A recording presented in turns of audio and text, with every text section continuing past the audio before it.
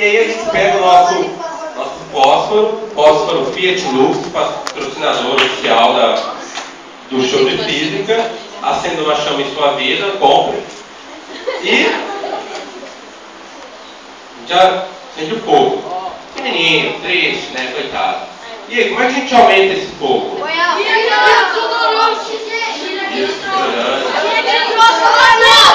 Gira aquele troço.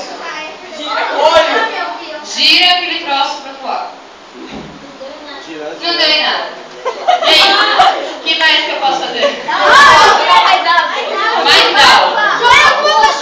Então o que eu vou fazer? Ó? Eu vou colocar essa tampa aqui.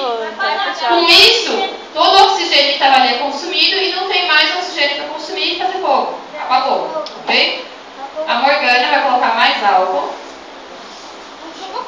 Só um pouquinho, só um pouquinho. Eu vou ficar longe. Agora, bicho, pega. Vamos ver se vai sair um fogo grande. Coloco o álcool longe, obviamente, porque eu sei de segurança.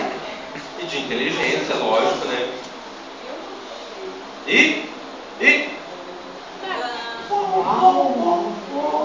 Não aumentou em nada, né?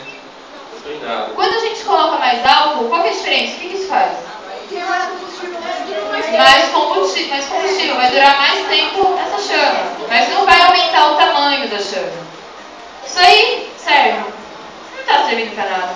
O que não serve a gente joga no lixo. Vamos pôr fogo no lixo.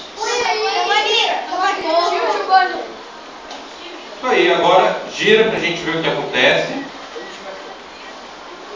Lixo perfeito.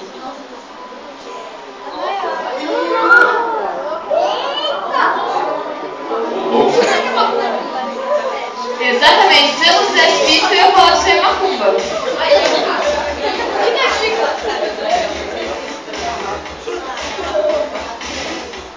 Muito bem, se girar para um lado ou para o outro, dá mesmo, o fogo aumenta. Beleza. E aí, pessoal, o que acontece?